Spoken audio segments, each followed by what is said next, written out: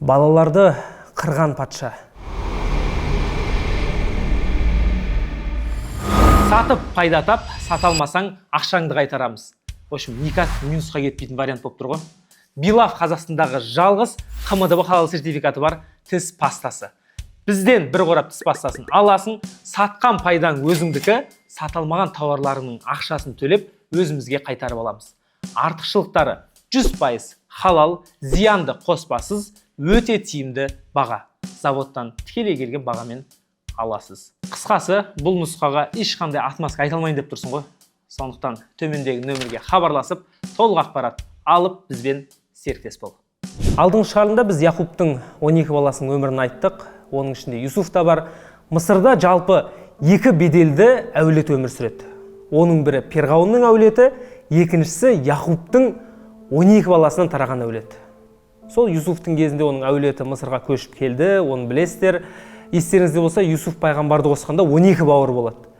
Бірнеше заман өткеннен кейін олардың немерелері, шөберелері, шөпшектері ары қарай кете береді ғой. Сөйтіп 12 бауырдың ұрпағы 12 рулы елге айналады. Құранда олар бір сөзбен Бани Исраил қауымы деп айтады. Исраил деген Яқуб пайғамбар, Бани деген ұлдары, яғни Яқубтан тараған ұрпақтар деген мағынаны білдіреді. Сөйтіп Мысырда Перғауынның рулы елі мен Бани Исраил қауымы өмір сүреді. Юсуфтың замандағыдай бәрі бір-бірімен жақсы мәміледе, тыныштық заманда өмір сүреді. Тіпті Бани Исраилдің адамдары абыройлы үлкен лауазымдарда жұмыс жасайды. Сөйтіп күндердің бір күні сол патшалықтың басшысы Перғауын түс көреді. Түсінде Бани Исраил қауымының кішкентай сәбиі Перғауынның тағының тас талқанын шығарады. Ол шошып оянып, не істерін білмей, уәзірлерін шақырып, түсін айтып ортаға талқыға салады ғой. Осындай түс көрдім, қалай жортсақ болады деп сұрайды. Сөйтіп уәзірлер біздің елге бір бәле келсе, Бани Исраил қауымынан келеді. Оларға бір шара қолданайықшы дейді. Сөйтіп әңгімеден әңгіме туып, уәзірлердің әрқайсысы әртүрлі идеялар ұсынып, ақыр соңында мынандай шешімге келеді. Біріншісі, Бани Исраил қауымының адамдарын лауазымдарынан айыру. Екіншісі, байлықтарын ап қою. Үшінші, орталықтар емес, қалаң шет жағына қарай ысырып жеріп, құл қып ауыр жұмыстар жасату. Және төртінші, жаңа туылған балаларының ішінен ұлдарының барлығын қырып, қыздарын тірі қалдыру деген заң қабылдайды. Не үшін? Себебі менің тағымды тас-талқан етіп жатқан кішкентай сәби, яғни мені тақтан құлататын адам енді дүниеге келеді деп Перғауын қатты қорқады. Бұл шараларды қолдану басталады. Бани Исраил қауымы басында түсінбейді, бірақ Перғауынның қауымы күшке сап жібереді ғой енді. Бүкіл байлықтарын ап қояды, лауазымдарынан айырады, быт-шыттарын шығарып құл қылып жібереді. Оған қоса екі қабат әйелдерді списокқа алып, жандарында күзетіп, бала туылғанда ұл болса, сол жерде бүкіл дене мүшелерін шауып, қатыгездікпен өлтіреді. Бірнеше жылдар өтеді. Кішкентай балаларды өлтіре береді. Сөйтіп Перғауынның бір уәзірі: хан ием, менің бір ұсынысым бар. Бізге қазір құл болып жұмыс жасап жатқан Бани Исраил қауымының еркектері. Бұлар ертең қартаяды, жұмысқа жарамай қалатын жасқа келеді. Қазірден туылған ұлдарды қыра берсек, ертең бізге кім құл болады? Сондықтан жаңа туылған ұлдарды бір жыл қырайық, келесі жылы туылғандарды аман қалдырайық. Одан кейінгі жылы қайтадан қырайық. Чидават етейік дейді ғой енді былайша айтқанда. Перғауын не істерін білмей, шарасыз келіседі ғой. Әйтеуір енді мен түсімде көрген бала мына өлтіретін жыл қайтыс болатын шығар енді деп отчаянный ғой енді. Жарайды деп осы ұсынысқа келіседі. Себебі өлтіре берсе құл қалмайды ғой. Сөйтіп Мұсаның анасы әлі Мұса алейхиссалам дүниеге келмеген, дүниеге ұл әкеледі. Бірақ өлтіретін жыл емес, тірі қалдыратын жылы. Оның атын Харун деп қояды. Бізде бар ғой енді Арон деген аттар. Сүйінбай Аронұлы деген атақты ақынымыз бар. Арон деген сол Харун деген сөзден шыққан ғой. Харун деген бала дүниеге келеді. Ал өлтіретін жылы Мұса алейхиссалам дүниеге келеді. Мұсаның анасы не істерін білмей, қатыгездікпен басқалардың ұлдарын өлтіріп жатқан көріп, менің көзімше баламды өлтірмесінші деп, қолына алып Ніл өзеніне қарай жүгіреді. Сөйтіп бір сандыққа салып, жақсылап орап, әйтеуір бір Аллаға тапсырайын деп өзенге ағызып жібереді. Енді өзенге ағып кетсе, 50-50 ғой. Аман қалу да мүмкін, өмірден өтіп кету де мүмкін. Ал ағызып жібермесе 100% өлтіреді. Сондықтан Мұсаның анасы екі қиындықтың ішінен кішкентай болсын шансы бар нұсқаны таңдайды ғой. Сөйтіп Мұсаның анасы қызына: қызым, ана сандық қайда кетеді, артынан аңдышы деп жібереді. Өзеннің ағысымен сандық біраз жерге кетеді. Қыз жағамен жүгіріп сандықтың кеткен бағытын қарап тұрады. Сөйтіп Ніл өзенінің бірнеше тармақтары бар ғой, жан жаққа кететін. Бір тармағы перғауынның үлкен қамалын алып барады екен. Сөйтіп Мұсаның сандығы сол тармаққа түсіп перғауынның сарайына кіріп кетеді. Перғауынның бірнеше әйелі болады. Солардың ішіндегі ең сұлу және өзіне сүйіктісі біздің Әсия анамыз.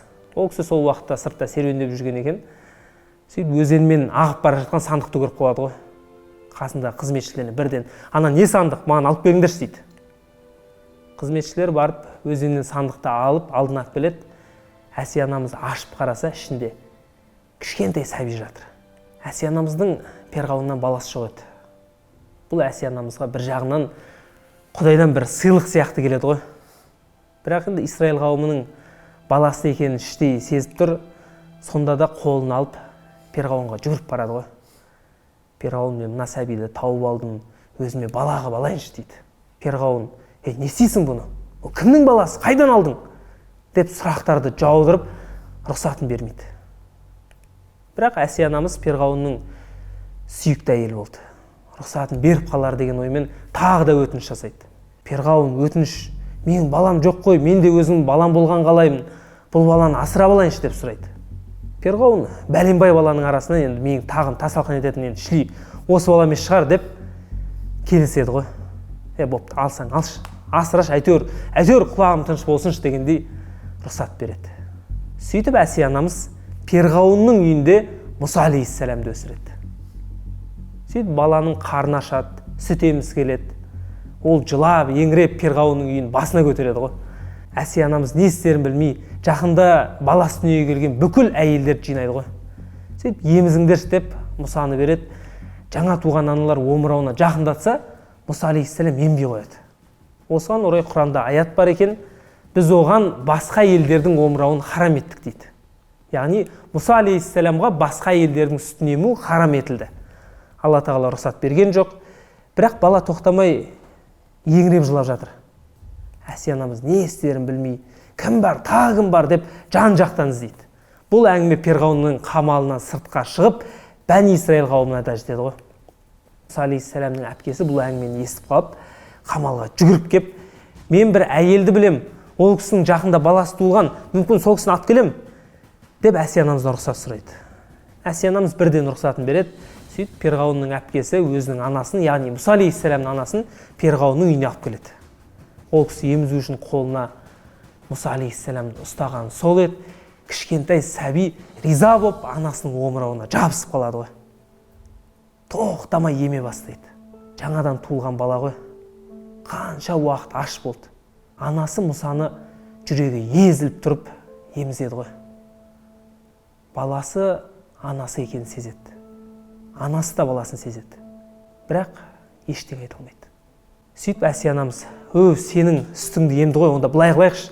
Бұл бала перғауынның үйінде өссін, бірақ еметін кезде сен өзің үйіне алып кетіп, сол жақта емізіп жүр деп Мұсаны өз анасының үйіне жібереді. Қараңыздаршы бауырлар, Мұса балаларды өлтіретін жылы туылды. Мұсаның анасы Аллаға тәуекел етіп еді. Мұса Нілмен жүзіп перғауынның сарайына барып, сол жақтан өз анасының үйіне қайтып келді. Бір күрік жасап келді ғой, былайынша айтқанда. Бірақ үйінен шыққанда өлтірілу керек бала еді. Бірнеше уақыттан соң үйіне оралғанда патшаның баласына айналды. Енді қараңыздар бауырлар, осы оқиғадан кейін сіз Аллаға деген тәуекеліңізді, Аллах алып шығады деген сеніміңізді сәл арттырыңызшы. Аллах өміріңізді күрт өзгертеді. Қайғыңызды қуанышқа айналдырады. Қазір сіз қарызға белшесінен батқан адам болуыңыз мүмкін, ертең сіз уыстап садақа беретін адам боласыз. Қазір сіз депрессияда жүрген адам болуыңыз мүмкін, бірақ ертең адамдарға депрессиядан шығудың жолдарын үйрететін адам болуыңыз мүмкін. Аллах Мұсаның жағдайын өзгерткендей, сіздің де жағдайыңызды бір сәтте өзгерте алады. Сізден талап етілетін нәрсе Мұсаның анасындай ең дұрыс нұсқаны таңдап, әрекет ету және Аллаға толық тәуекел ету. Өте ғибратты оқиға. Перғауын өзін құдаймын деп қатты тәкаппарланды. Сөйтіп түсінде оның тағын құлататын сәбиді көріп, бүкіл ұл балаларды өлтірді.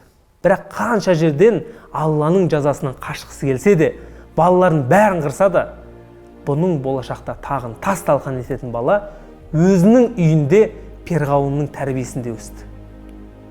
Сондықтан біз өмірде күнә жасасақ, бірден тәубе етуіміз керек қой. Себебі Алланың жазасы келетін болса, біз қалай құтылғымыз келсе де, қандай айла тәсілдер қолдансақ та, Алланың жазасы күтпеген жерден келіп қалады. Себебі Алланың сценарийі ерекше ғой. Бұл Мұса алейхиссаламның өмірінің басы.